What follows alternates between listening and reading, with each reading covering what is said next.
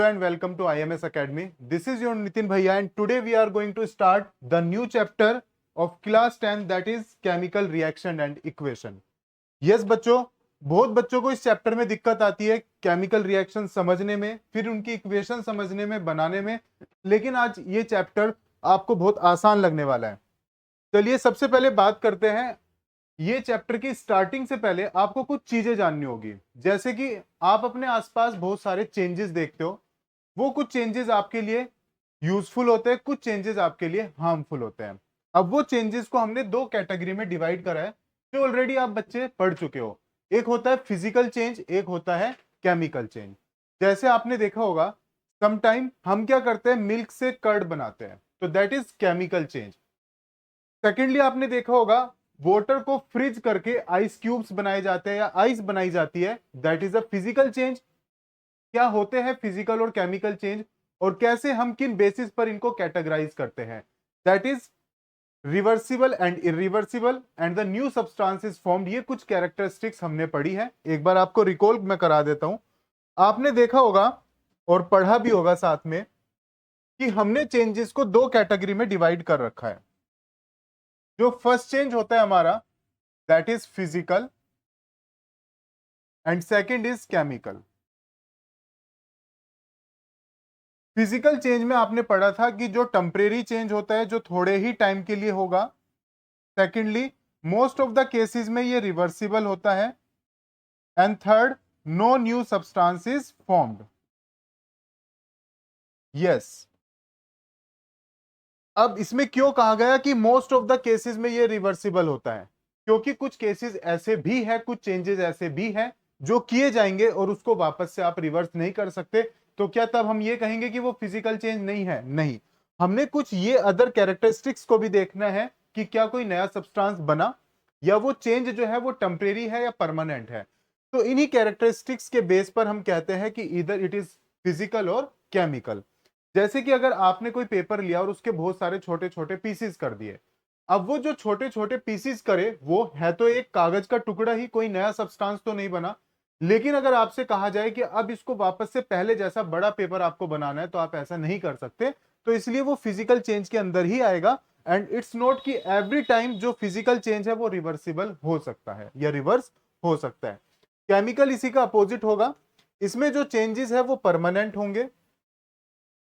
Most of the cases में ये irreversible होगी and new substance with the new properties is formed. इसमें नया सब्सटेंस बनेगा।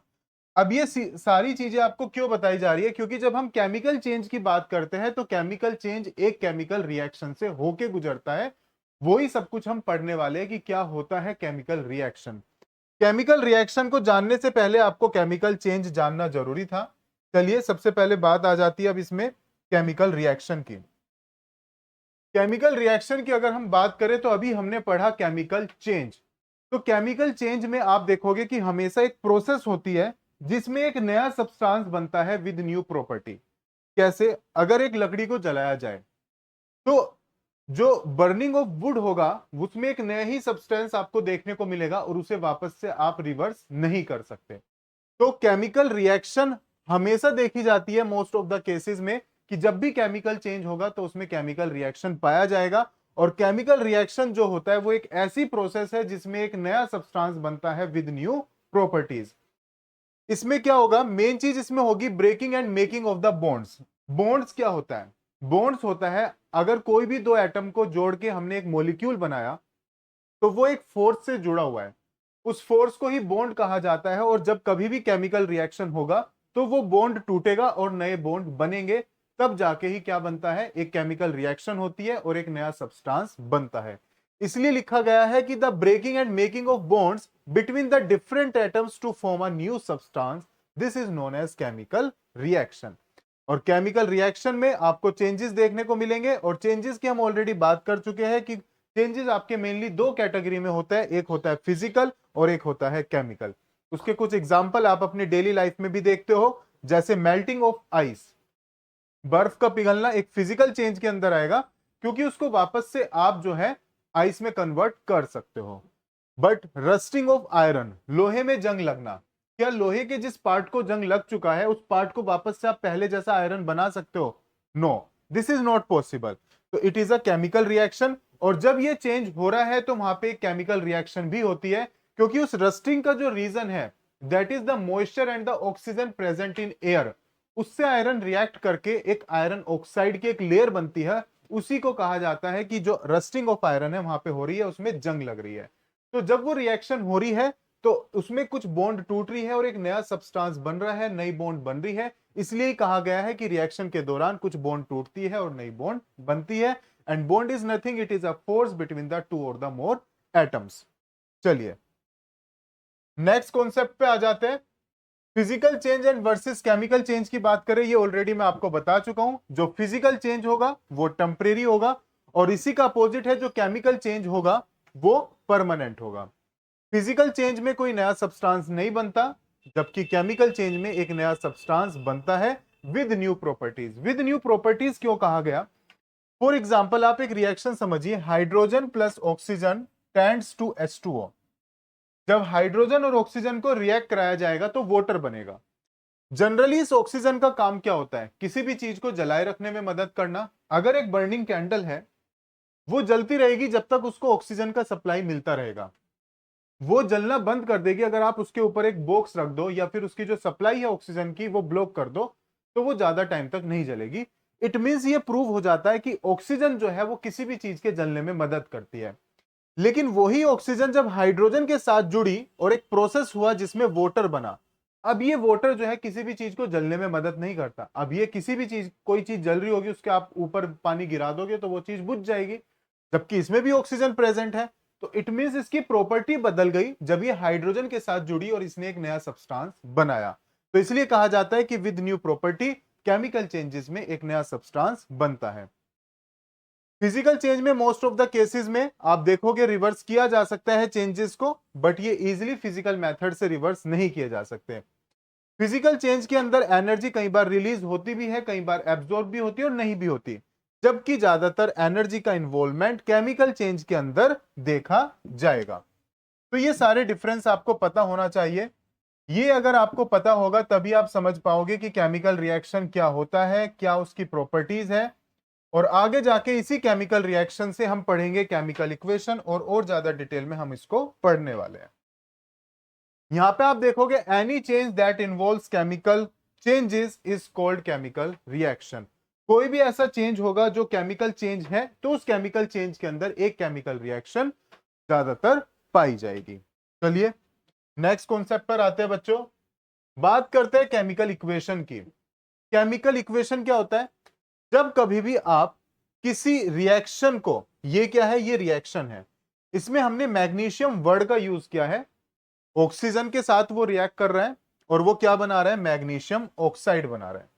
तो जब हम किसी भी सब्सटेंस को उसके एक्चुअल वर्ड्स में लिखेंगे तो that is known as chemical reaction, वो कहलाएगा chemical reaction. But sometime it happens कि कुछ सब्सटेंस है, कंपाउंड है, फॉर्मूले हैं, तो वो इतने बड़े बड़े नाम होते हैं कि उनको रखना, उनको लिखना या उनको याद रख पाना दैट वाज नॉट इजी। तो चीजों को अपने अकॉर्डिंग हमने कन्वीनियंट बनाने के लिए, इजी बनाने के लिए हम क्या करते हैं? इक्वेशंस का यूज करते हैं। जब हम उन्हीं वर्ड्स को, उनके सिंबल में जो हम सब्सटेंस यूज कर रहे हैं उनका एक केमिकल फॉर्मूला होगा, जब हम उनके केमिकल सिंबल और जो कंपाउंड है उनके केमिकल फॉर्मूला का यूज करके उस रिएक्शन को रिप्रेजेंट करेंगे तो वो रिएक्शन क्या बन जाती है? That becomes equation, chemical equation. लिखा हुआ है the representation of chemical reaction in the form of formulas of reactants and products is known as chemical equation. अब इसमें आपने देखा रिएक्टेंट्स क्या होते हैं? रिएक्टेंट्स ये एक केमिकल रिएक्शन है। इस केमिकल रिएक्शन में जो लेफ्ट साइड होंगे ये क्या होंगे? रिएक्टेंट्स होंगे जो रिएक्ट करते हैं, और जो रिजल्ट बनता है, जो रिजल्ट निकल के आता है वो कहलाता है प्रोडक्ट। तो जो लेफ्ट साइड में होंगे they are known as reactants, और जो राइट साइड में होंगे उनको कहा जाएगा प्रोडक्ट। ये है वर्ड इक्वेशन भी आप इसको बोल सकते हो, या केमिकल रिएक्शन, और ये है केमिकल इक्वेशन। जब आप मैग्नीशियम को Mg से, जो उसका सिंबल होता है, ऑक्सीजन गैस को O2 से और मैग्नीशियम ऑक्साइड को MgO से रिप्रेजेंट करोगे तो ये आपकी क्या बन जाती है? इक्वेशन। चलिए बच्चों, अब जैसे हमने बात की है कि रिएक्शन जो भी होगी जब हम उसको सिंबल्स के फॉर्म में यूज करेंगे या फॉर्मूला के फॉर्म में यूज करेंगे तो हमें उसको बैलेंसिंग रिक्वायरमेंट रहेगा वहां पे कि उसकी बैलेंसिंग हमें करनी ही करनी है। बैलेंसिंग क्यों करनी पड़ती है? जैसे मैंने अभी आपको बताया कि हमें फॉलो करना पड़ता है law of conservation of mass, कि मास ना तो कभी घटाया जा सकता ना कभी बढ़ाया जा सकता। चलिए, अगर बैलेंसिंग की हम बात करें इसमें, तो बैलेंसिंग का कोई स्पेसिफिक फॉर्मूला नहीं है। हिट एंड ट्रायल मेथड आप पढ़ोगे। हिट एंड ट्रायल मेथड इसको क्यों कहा जाता है? क्योंकि हिट एंड ट्रायल मेथड में आप क्या करते हो, आप कुछ पर्टिकुलर चीजों को लेके चलोगे, आइडिया लगाओगे कि अगर इस तरीके से मैं इसको सोल्व करूं तो क्या ये मेरा जो बैलेंसिंग है वो कंप्लीट हो जाएगा। तो उसमें आप ट्रायल इसीलिए कहा गया कि आप लगा लगा के देखते हो नंबर्स को, कि नंबर ऑफ एटम्स जितने रिएक्टेंट साइड में है उतने ही प्रोडक्ट साइड में हो जाएंगे। तो अगर आपके वो इक्वेट हो जाते हैं तो तब आप कहोगे कि बैलेंसिंग आपकी कंप्लीट हो गई। कैसे? एक एग्जांपल लेते हैं, उस एग्जांपल से आप बहुत अच्छे से समझ जाओगे। चलिए, हिट एंड ट्रायल मेथड इसको कहा जाएगा जिसमें आप बार बार ट्राई करके देखते हो कि ये नंबर अगर इस एटम का यहां पर ये है, रिएक्टेंट साइड में हाइड्रोजन है, अगर रिएक्टेंट साइड में उसका नंबर 2 है, प्रोडक्ट साइड में उसका 4 आ रहा है, तो उसमें आप आइडिया लगाओगे कि यहाँ पे मुझे कितना नंबर पुट करना चाहिए। तो that's why this is known as hit and trial method. चलिए, सबसे पहले एक एग्जांपल ले लेते हैं। Fe iron plus H2O water, it becomes Fe2O4 and H2। अब इसमें आपको पहले अलग से एक टेबल बना लेनी है जिसमें आपको ये देखना है कि रिएक्टेंट साइड में जो नंबर ऑफ एटम्स है वो कितना नंबर है उनका, और जो प्रोडक्ट साइड में जब वो सेम एलिमेंट आ रहा है तो उसके कितने नंबर है। इसके लिए एक टेबल हम बना लेते हैं। स्टेप 1 लिखा हुआ है, देख सकते हैं आप। स्टेप 1 है right a chemical equation and draw the boxes around each formula. सबसे पहले आप उसके केमिकल इक्वेशन लिखो, जो भी रिएक्शन आपको दी गई है उसे आपको इक्वेशन में कन्वर्ट करना है। Then count the number of the atoms of the each element. हर एक एलिमेंट के जो नंबर ऑफ एटम्स है उनको काउंट करो कि रिएक्टेंट साइड में वो कितने हैं और प्रोडक्ट साइड में वो कितने हैं। चलिए, जब हमने काउंट करा इस इक्वेशन के अंदर तो हमने एक टेबल बनाई। अब इस टेबल को ध्यान से देखिए सभी। रिएक्टेंट साइड में जो Fe था उसके था 1 एटम और प्रोडक्ट साइड में उसका था 3 एटम। आप सभी रिएक्शन देख सकते हैं। इसके बाद हाइड्रोजन के हमने रिएक्टेंट साइड में देखा 2 थे और प्रोडक्ट साइड में भी 2 थे, बहुत अच्छी बात। ऑक्सीजन की बात करें तो रिएक्टेंट साइड में उसके 1 थे और प्रोडक्ट साइड में उसके 4 है। अब यहां पे आप देखो डिफरेंस आ रहा है। यहां पे एक तो यहां पे आ रहा है प्रोडक्ट साइड में ऑक्सीजन के कितने हैं, 4 है, जबकि रिएक्टेंट साइड में उसका केवल 1 है। और वहीं पर जो Fe है आयरन, उसके प्रोडक्ट साइड में 3 है लेकिन रिएक्टेंट साइड में केवल 1 है। इसमें कोई स्पेसिफिक फॉर्मूला नहीं है बैलेंसिंग का, लेकिन मैं आपको सजेस्ट करूंगा कि सबसे पहले बैलेंसिंग आप पूरी करने की कोशिश कीजिए ऑक्सीजन की और हाइड्रोजन की। फिर उसके रेस्पेक्ट में जो बाकी के एलिमेंट्स हैं उनकी आप बाद में ट्राई कर सकते हैं, तो आपको ज्यादा इजीली आप इक्वेशन को बैलेंस कर सकते हैं। सबसे पहले हमने देखा कि यहाँ पे जो हमारा प्रोडक्ट साइड में ऑक्सीजन है उसके नंबर ऑफ एटम्स 4 है, लेकिन यहाँ पर हमारे ये 4 हमने बाद में लगाया, उससे पहले कितना था, केवल 1 था। अब जैसे मैंने आपको एक रूल बताया हुआ है कि आप कभी भी फॉर्मूले में छेड़खानी नहीं कर सकते। इसका मतलब ऑक्सीजन के जब आपको 4 करना है तो आप इधर 4 नहीं लिख सकते, क्योंकि अगर इधर आपने 4 लिख दिया तो H2O4 ये कोई वाटर का फॉर्मूला थोड़ी ना रहा है, तो आपने फॉर्मूला ही चेंज कर दिया। तो इसके लिए आपको क्या करना पड़ेगा कि H2O में जो सामने की तरफ है आप सामने की तरफ लगा सकते हो, नीचे की तरफ आप कभी नहीं लगा सकते, चाहे वो रिएक्टेंट्स हो और चाहे वो प्रोडक्ट हो, आपको हमेशा सामने की तरफ ही लगाना है। चलिए, अगर इसमें सामने की तरफ मैंने 4 लगाया, सिंपल, यहाँ पे ऑक्सीजन के मेरे कितने हो गए, 4 हो गए, यहाँ पे भी मेरे कितने हैं, 4 है, ये बैलेंस हुआ। लेकिन अब आप ध्यान से देखो हाइड्रोजन को, हाइड्रोजन को पहले H2 थे हाइड्रोजन के एटम्स, और ये 4 जो है इस 2 के साथ मल्टीप्लाई में जाएगा तो कितने हो जाएंगे, 8 हो जाएंगे। तो हाइड्रोजन के जो नंबर ऑफ एटम्स है रिएक्टेंट वाली साइड में 8 बन गए, लेकिन वहीं पर प्रोडक्ट वाली साइड में केवल कितने हैं, 2 है। तो अब आपको किसके कंप्लीट करने हैं, हाइड्रोजन के भी कंप्लीट करने हैं। इसलिए नेक्स्ट स्टेप में आप देखिए आपने किधर लगाया, हाइड्रोजन से पहले क्या लगा दिया, 4 लगा दिया। तो इधर 4 2 जो 8, हाइड्रोजन के भी 8 हो गए, इधर भी 8 है, ऑक्सीजन के भी 4 है, ऑक्सीजन के भी 4 है। अब आप ध्यान से देखो Fe के लिए, अगर Fe की हम बात करेंगे इसमें, तो जो आयरन है यहाँ पे इस फॉर्मूले में उसके 3 है, तो हम यहाँ पे ये जो आयरन रिएक्टेंट वाली साइड में है उसमें सामने की तरफ क्या लगा देंगे, 3 लगा देंगे, तो उसके भी कंप्लीट हो जाएंगे। और इस तरीके से ये जो इक्वेशन है एक बैलेंस इक्वेशन बन जाएगी। लेकिन ध्यान आपको यही रखना है कि आप हमेशा सामने की तरफ लगा सकते हो, कभी भी नीचे की तरफ उसमें नहीं लगाओगे। इट मींस आप यहाँ पे नहीं लगाओगे, आप यहाँ पे नहीं लगाओगे, आप हमेशा किधर की तरफ लगाओगे, सामने की तरफ, यहाँ पे ये। इससे क्या होता है कि आपका फॉर्मूला भी चेंज नहीं होगा उस एलिमेंट का और उस कंपाउंड का, और बैलेंसिंग भी कंप्लीट हो जाएगी।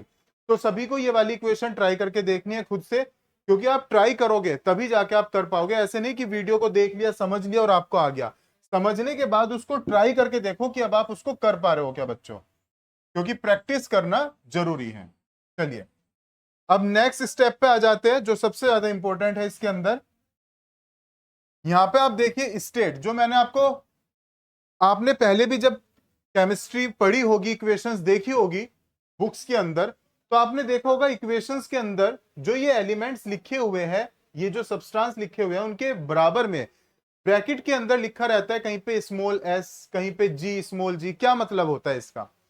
इसका मतलब ये है कि हमें इक्वेशन को ज्यादा से ज्यादा इंफॉर्मेटिव बनाना है, कि जब भी कोई उस इक्वेशन को देख रहा है तो उससे ज्यादा इंफॉर्मेशन निकाल पा रहा है कि इस इक्वेशन में ये सब्सटेंस की क्या स्टेट है, इस सब्सटेंस की क्या स्टेट है, जिसके लिए हम ब्रैकेट में उस सब्सटेंस की स्टेट जो भी है, जैसे सॉलिड स्टेट के लिए स्मॉल एस लिखते हैं, लिक्विड स्टेट के लिए स्मॉल एल लिखते हैं, गैसेस स्टेट के लिए जी, और एक्वायस स्टेट के लिए ए क्यू लिखते हैं।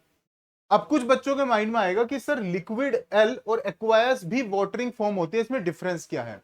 एक्वायस में यह डिफरेंस होता है कि जब भी कोई चीज ऑलरेडी किसी पाउडर फॉर्म में थी और आपने उसको पानी के अंदर मिक्स करके अब उसको वाटरिंग फॉर्म में कन्वर्ट कर दिया, तो that known as aqueous form. तो उसके लिए ए क्यू लिखोगे, और जो ऑलरेडी आपका लिक्विड स्टेट में एग्जिस्ट कर रहा है उसके लिए आप स्मॉल एल लिखोगे। तो ये सारी चीजें लिखने से आप क्या करते हो, इक्वेशन को बहुत ज्यादा इंफॉर्मेटिव बना पाते हो, जिससे कि ऑलरेडी पता चल जाता है कि जब ये इक्वेशन होगी तो ये वाला सब्सटेंस किस स्टेट में पाया जाएगा। और क्या तरीका है ज्यादा इंफॉर्मेटिव बनाने के लिए? Right the necessary conditions. जब भी कोई इक्वेशन हो रही है तो उसको कराने के लिए टेम्परेचर मैटर करता है, किस टेम्परेचर पर वो इक्वेशन होगी, प्रेशर और कैटलिस्ट। कैटलिस्ट आप मुझे सभी सोच के बताओ क्या होता है कैटलिस्ट। आप सभी ने 9th क्लास में बहुत पढ़ा है कैटलिस्ट के बारे में, बताया भी गया है, हाईलाइट भी हुआ है ये पॉइंट वहां पर। ध्यान से सोचिए क्या होता है कैटलिस्ट। चलिए याद आया किसी को? बात करते हैं कैटलिस्ट की। कैटलिस्ट आपने पढ़ा होगा, ऐसा सब्सटेंस जो किसी भी रिएक्शन को करते टाइम यूज किया जाता है जो रिएक्शन की स्पीड को बढ़ा दे। वो केवल रिएक्शन की स्पीड को बढ़ाएगा, एज सच प्रोडक्ट साइड में उसमें कोई भी चेंजेस नहीं लाता। केवल अगर वो रिएक्शन आपकी 5 घंटे में होनी है तो कैटलिस्ट को यूज करने से वो 1 या 2 घंटे में कंप्लीट हो जाएगी। ऐसे सब्सटेंस क्या कहलाते हैं? कैटलिस्ट कहलाते हैं।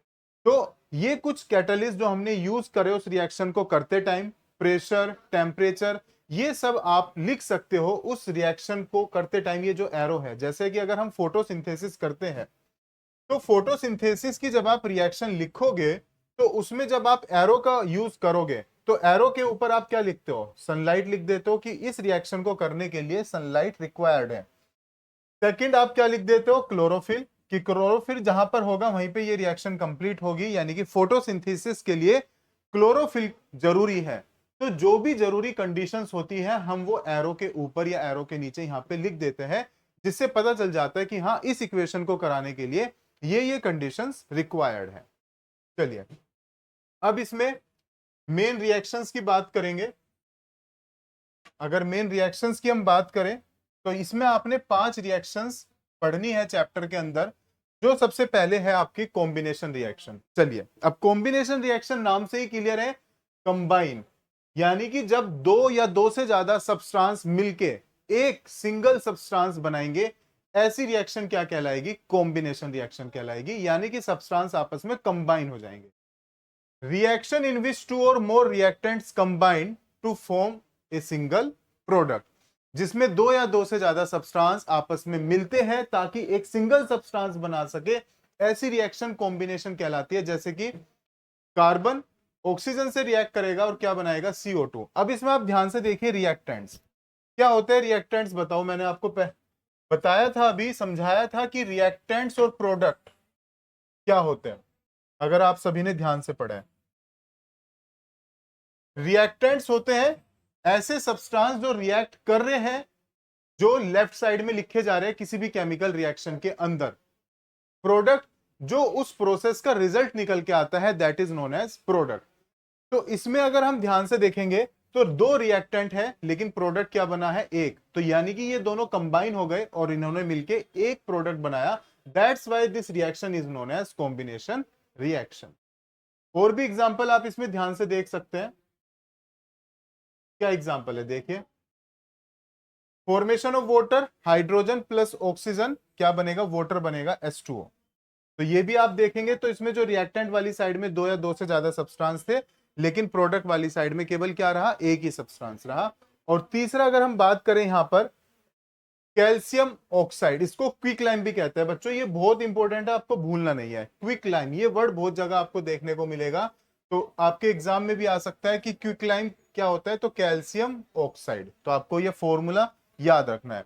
क्विकलाइम जब वाटर से ऐड करेगा तो क्या बनाएगा, स्लेक लाइम। अब ये भी आपके लिए मोस्ट इंपोर्टेंट है, CaOH का होल ट्वाइस, कैल्शियम हाइड्रोक्साइड इसको कहा जाता है, दिस इज स्लेक लाइम। तो जब भी आपको ये वर्ड देखने को मिले, कोई भी रिएक्शन अगर आएगी तो उसमें क्विक लाइम या स्लेक लाइम लिखा आता है, तो आपको फॉर्मूला याद रखना है कि क्विक लाइम का फॉर्मूला होता है कैल्शियम ऑक्साइड और स्लेक लाइम का फॉर्मूला होता है CaOH का होल ट्वाइस।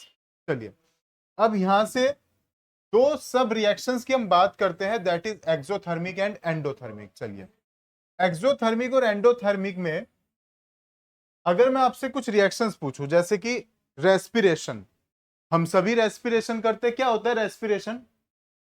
कुछ बच्चों को लगता है कि रेस्पिरेशन और ब्रीथिंग सेम है, यानी कि हम जो ऑक्सीजन अंदर ले रहे हैं, CO2 निकाल रहे हैं, दैट इज रेस्पिरेशन। नहीं बच्चों, आप गलत हो। रेस्पिरेशन का मतलब होता है कि ऑक्सीजन जब आप लोगे और ऑक्सीजन की प्रेजेंस में, वो ऑक्सीजन जब हमारी बॉडी के अंदर जाएगी, सेल्स के अंदर जाके जो फूड बना हुआ है उस फूड को ब्रेक डाउन करके उस ऑक्सीजन की प्रेजेंस में एनर्जी में कन्वर्ट करेगी उस फूड को, और साथ में एक बाई प्रोडक्ट CO2 निकलता है जिसे हम एक्सहेल कर देते हैं, बाहर निकाल देते हैं। तो ऑक्सीजन की प्रेजेंस में फूड का ब्रेकडाउन होना ही क्या कहलाता है, रेस्पिरेशन कहलाता है। अब रेस्पिरेशन में मैं आपसे पूछूं कि बताओ ये कैसी रिएक्शन है, इसमें हीट एब्जॉर्ब हुई या हीट बाहर निकली। तो यस, आप सभी आराम से बता सकते हो इसमें हीट बाहर निकली, और इसीलिए इसको क्या कहा जाएगा, एक्सोथर्मिक रिएक्शन कहा जाएगा, क्योंकि ऐसी रिएक्शंस जिनमें हीट बाहर निकलती है वो रिएक्शंस क्या होती है, एक्सोथर्मिक।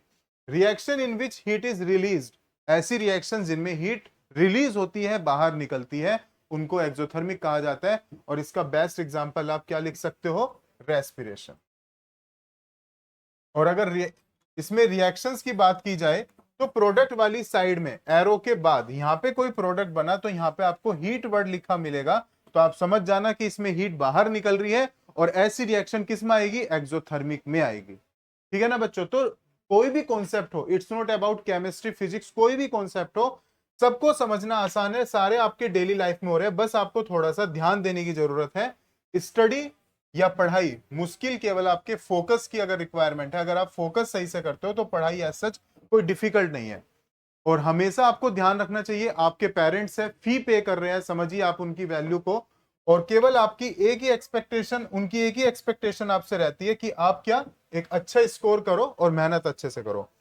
और मैं तो आपसे यही बोलूंगा कि डोंट थिंक अबाउट स्कोर, आप बस अपना अच्छे से मेहनत करो, अपना पूरा फोकस के साथ, फिर चाहे आपके मार्क्स या रिजल्ट कुछ भी आए, अगर आपको सेटिस्फेक्शन है कि आपने पूरी तैयारी की थी और सही तरीके से आप पढ़े थे, तो डेफिनेटली आपका स्कोर भी जो है वो सही आएगा। चलिए कॉम्बिनेशन को पढ़ने के बाद अब एक्सोथर्मिक जब हमने इसमें पढ़ा, रेस्पिरेशन देखें यहां पे भी लिखा हुआ है, respiration is an exothermic reaction, जिसकी रिएक्शन भी लिखी हुई है C6H12O6। ये क्या होता है, फूड, ग्लूकोज जो हमारी बॉडी के अंदर बनता है। ऑक्सीजन जो आपने इनहेल किया उसकी प्रेजेंस में जब ये टूटेगा तो एनर्जी बनाएगा, वाटर बनाएगा, और एक बाई प्रोडक्ट बनता है जिसको क्या कहा जाता है, कार्बन डाइऑक्साइड। वो कार्बन डाइऑक्साइड हमारी बॉडी से एक्सहेल होगी और बाहर निकल जाएगी। बर्निंग ऑफ नेचुरल गैस, अगर CH4 मीथेन ऑक्सीजन की प्रेजेंस में जब जलेगी, उसमें भी CO2 वाटर और हीट।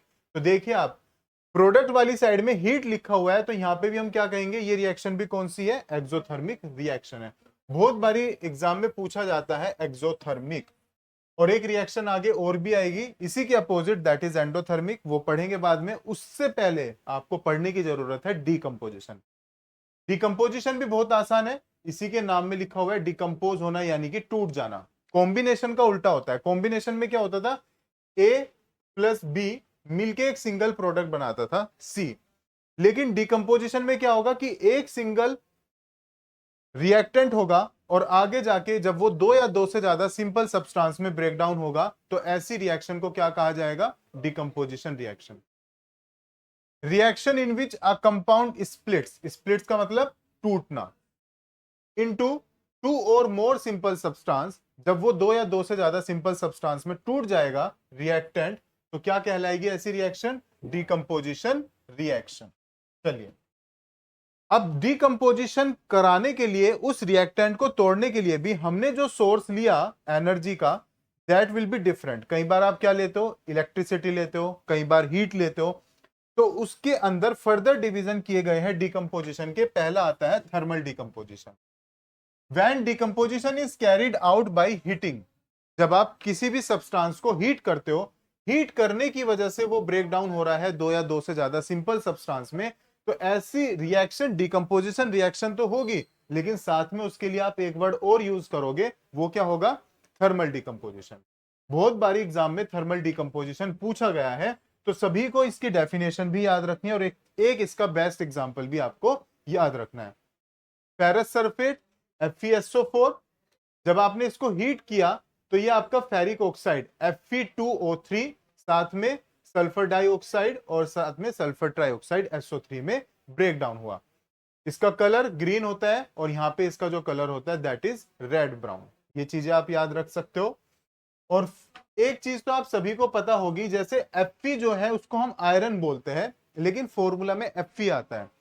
ये बहुत बेसिक सी चीज है जो ऑलरेडी आपके टीचर्स आपको बता चुके होंगे। अगर नहीं भी पता तो आप लोगों को बताया गया होगा कि जो साइंटिफिक लैंग्वेज में इन एलिमेंट्स के नाम होते हैं वो कुछ और होता है। जैसे सोडियम का नेडियम होता है, इसलिए सोडियम का सिंबल आपको Na देखने को मिलता है।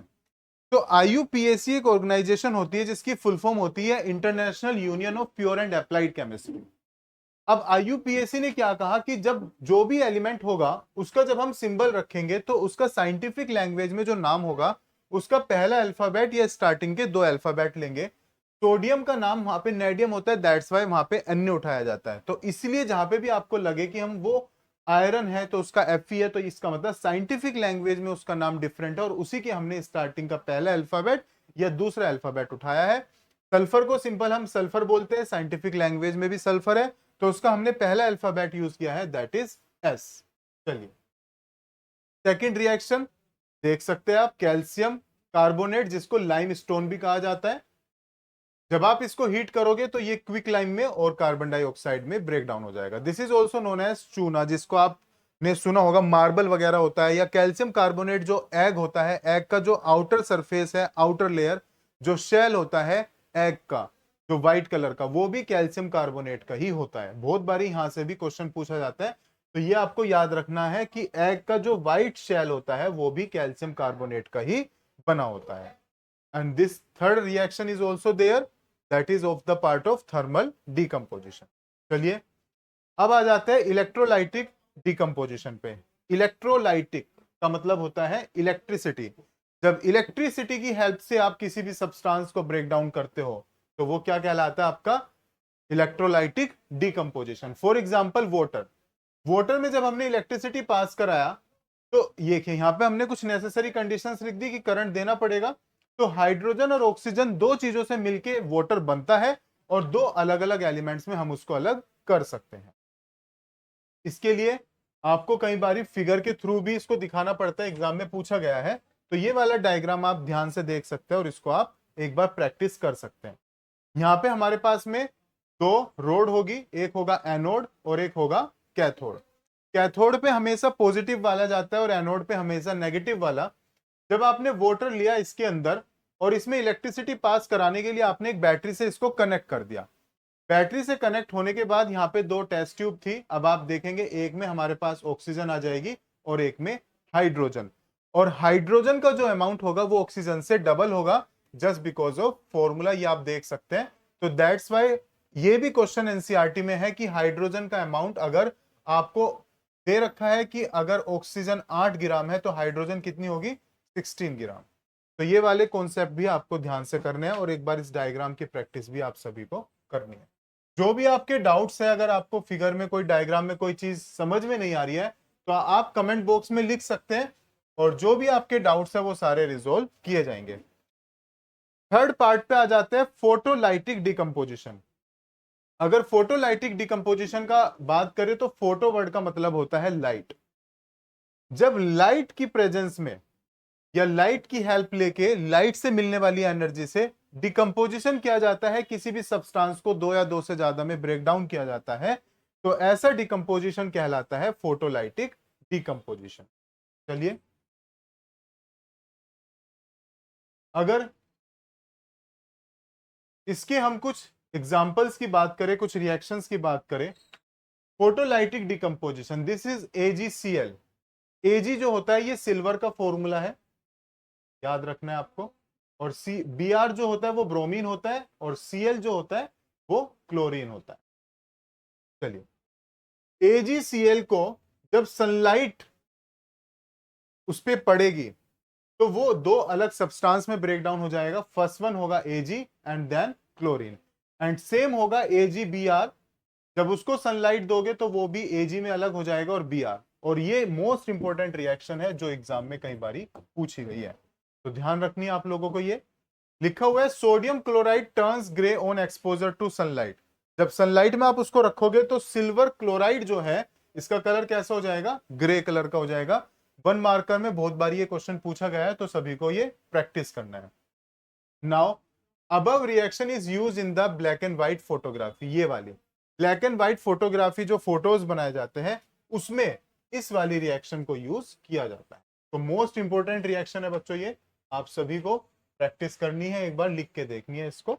और बैलेंसिंग, आपको अगर बैलेंसिंग कहा जाए तो बैलेंसिंग आप करके दिखा सकते हो, अदरवाइज कोई कॉन्सेप्ट है अगर उसके अंदर बैलेंसिंग आप नहीं कर रहे, जैसे आपसे अगर कॉम्बिनेशन रिएक्शन पूछा गया और आपने कोई रिएक्शन दी और उसमें आपको बैलेंसिंग करने को नहीं बोला गया, और बैलेंसिंग आप पहले बाकी का पेपर अटेम्प्ट कर सकते हैं, फिर उसके बाद आप उसकी बैलेंसिंग करके देख सकते हैं। बिकॉज इट्स नॉट मैंडेटरी कि अगर आपको बैलेंसिंग नहीं कहा गया तो बैलेंसिंग आपको करके ही दिखानी है। चलिए, अब आ जाते हैं एंडोथर्मिक में। एंडो का मतलब होता है इन, जिसमें हीट अंदर जाए। अब डिकम्पोजिशन रिएक्शन में आप देखोगे ज्यादातर हीट हमने उसमें एब्जॉर्ब कराई है, जिसकी वजह से वो ब्रेक डाउन हो सके। तो इसलिए एंडोथर्मिक रिएक्शन ऐसी रिएक्शन होती है जिसमें रिक्वायरमेंट रहती है हीट की या एनर्जी की, ताकि उन रिएक्टेंट्स को हम और ज्यादा सिंपल सब्सटेंस में तोड़ सके।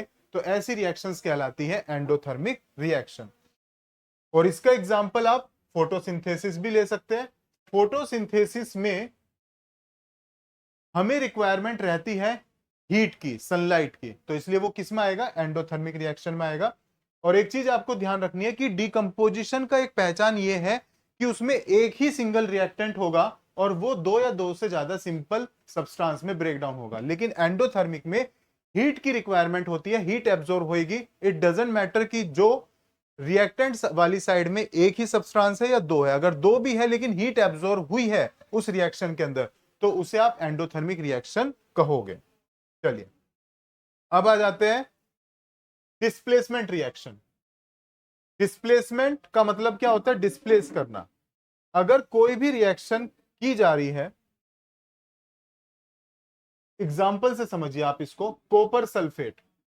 अब कॉपर सल्फेट की जब हमने रिएक्शन कराई Fe से, तो Fe ने क्या करा, यहां से Cu को तो डिस्प्लेस कर दिया और उसकी जगह आके खुद जुड़ गया।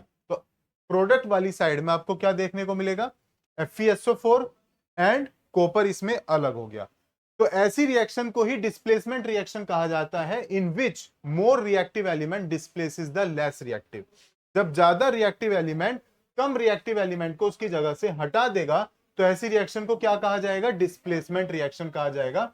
और डिस्प्लेसमेंट रिएक्शन में हमने जो ये वर्ड याद किए कि लेस रिएक्टिव, हाई रिएक्टिव, इसके लिए आपके metals and non metals chapter में एक सीरीज दे रखी है, रिएक्टिविटी सीरीज, उसको आप एक बार गो थ्रू कर सकते हैं। उसमें ऑर्डर दे रखा है कि कौन सा एलिमेंट ज्यादा रिएक्टिव है, तो उसमें जो एरो लगा होगा नीचे को, इट मींस जो ऊपर वाला है जो ज्यादा रिएक्टिव है, और जो सबसे नीचे जा रहा है वो कम रिएक्टिव होता जा रहा है।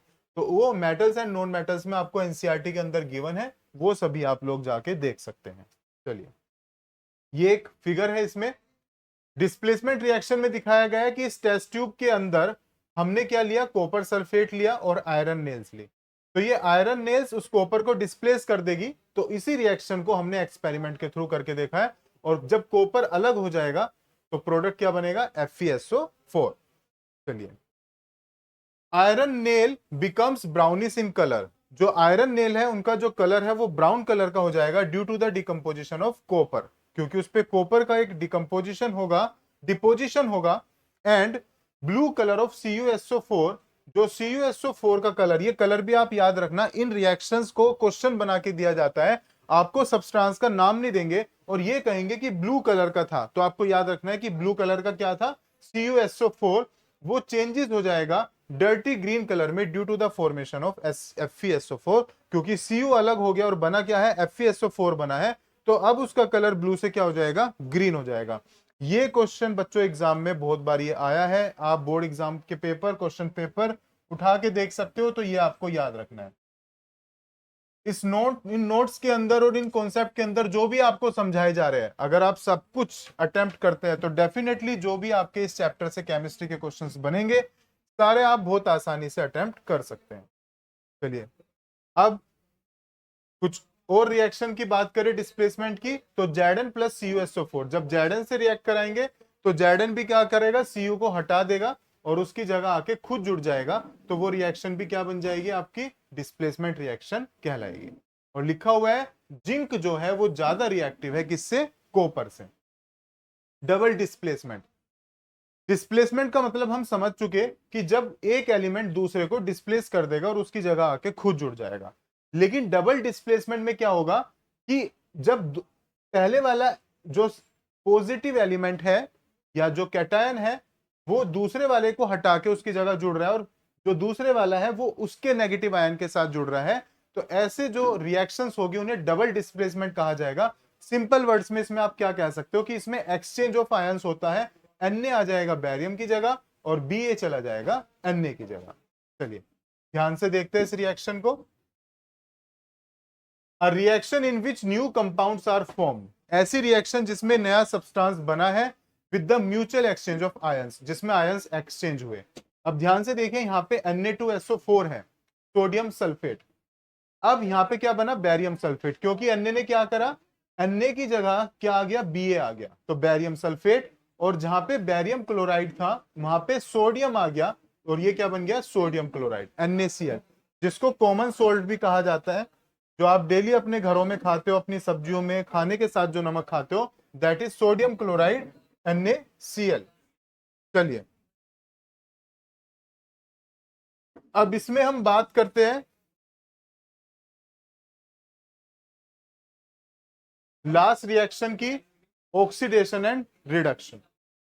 ऑक्सीडेशन एंड रिडक्शन को समझने से पहले आप अपने डेली लाइफ में कुछ रिएक्शंस देखते हो या कुछ चेंजेस देखते हो। जैसे कि आपने एक एप्पल लिया और उस एप्पल को थोड़ा सा खाया और उसको रख दिया आपने।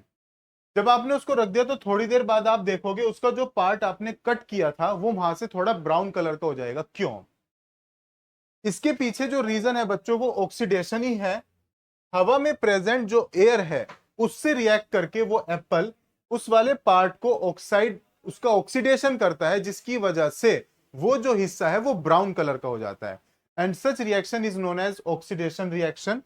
इसको हम थोड़ा और ज्यादा डिटेल में पढ़ेंगे अगली वीडियो में, लेकिन आप सभी को आज की वीडियो में जितने भी कॉन्सेप्ट समझाए गए वो सभी समझने हैं, ध्यान से करके देखने हैं सारी रिएक्शंस, तभी आप अगले वाले पार्ट को ध्यान से समझ पाएंगे। चलिए, थैंक यू एवरीवन, जुड़े रहिए IMS अकेडमी से।